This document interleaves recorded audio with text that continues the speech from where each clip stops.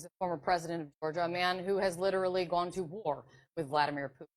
Mr. President, great to see you again. Thank you for Thank you for bringing me back. By the way, I have to say that Russia also said that they also want me dead, so I'm on that exactly. list. You and Bill Browder, unfortunately, are very similar in that regard. I was actually going to say that. Mr. Browder today, he clearly made a connection he said there's a clear connection to Putin from this meeting between Donald Trump Jr. and Natalia Veselnitskaya that happened in Trump Tower during the election. Do you think that meeting was a Russian intelligence operation? Well, I think Russians are operating in all different directions. That's no surprise to me. Overall, I just take by word that nothing serious was done at that meeting. I don't think serious business would be done in such a short meeting overall. But of course, Russia has been trying very hard. They've been meddling into elections. They've started to meddle into elections in my own country, Georgia. Of course, they've been meddling all around the world, and I would be very surprised if they had not been trying to do the same in the U.S. Well, the Congress is about to send a new sanctions bill for meddling in the election to President Trump. Do you think he should sign the sanctions bill?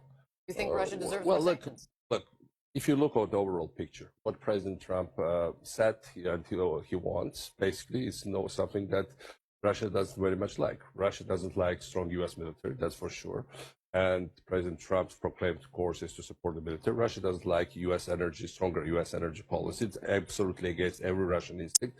And the U.S. is bringing its gas to Europe. So, in a way, on fundamental issues, President Trump has made Russia nervous. And, also at the latest G20, I mean, I thought he looked quite pretty dominant. So I would be surprised if he wouldn't sign that bill. I think he would sign that. Say on fundamental issues that Donald Trump makes Russia nervous. So you, of course, you are an enemy of Putin's. There's no question about that. You are also very friendly with President Trump. It strikes me, and it strikes a lot of people, that President Trump has no problem criticizing folks that he thinks are out of step, that disagree with him, even folks in his own cabinet. Where he stands with Jeff Sessions right now is in stark contrast. And in stark contrast to that, he doesn't seem to criticize Vladimir Putin. Why is that? Well, one thing I can tell you for sure. Right now, in Russia, President Trump is not liked too much. Russians are against him. Russian state propaganda is making a big campaign now against Trump. This is not the Trump they hoped they would get in the White House. From the beginning, I was saying from the outset that would be the case, because I think there is any U.S. president that would have his independent, independent-minded policy would annoy them. But overall, President Trump has, for instance, like he said something about Ukraine, we are in Ukraine. We very much appreciate the support that U.S. gives the Ukrainian people. Right. We are fighting with the Russians. Ukrainian people deserves all the credit from the world for this heroic resistance. On the other hand, President Trump had the point.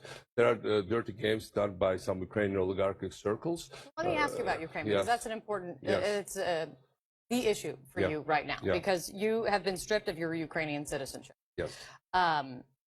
Are you a man without a country right now, Mr. President? Are you looking for help from President Trump on this? The whole act was absolutely legal. I'm not looking for help from anybody at all. I happen to be with my family in the U.S. that are U.S. citizens. This is my uncle's family that had been living here for 40 years already. And so I was stripped because for the same problems, for the same reasons for which I ran into problems with Putin, that I stood up to his oligarchic, corrupt people. I'm a patriot of Ukraine. It's a very unique situation where the president for one country takes the nationality of another, which I did because Ukrainian people, where I lived a considerable part of my life, invited me. And then President Poroshenko gave me citizenship, and I took it because I thought that he was also committed to the reforms. The reforms are very important to make Ukraine more resistant to Russian pressure. The problem is that Ukrainian leadership took the path that is very similar to what exists in our region. Oligarchs, corruption, basically taking away people's resources, cracking down on democracy. And from that standpoint, of course, I have become one of his main opponents. And by stripping me absolutely legally of my nationality, in violation of the Ukrainian constitution, in violation of the international law, he basically is trying to get rid of one of his main opponents. But I'm heartened by huge outcry in Ukraine, by support of civil society, other opposition groups. My own party, which is very rapidly growing in Ukraine, is standing very firm. And we believe that Ukrainian nation will win this war. They will contain Russia.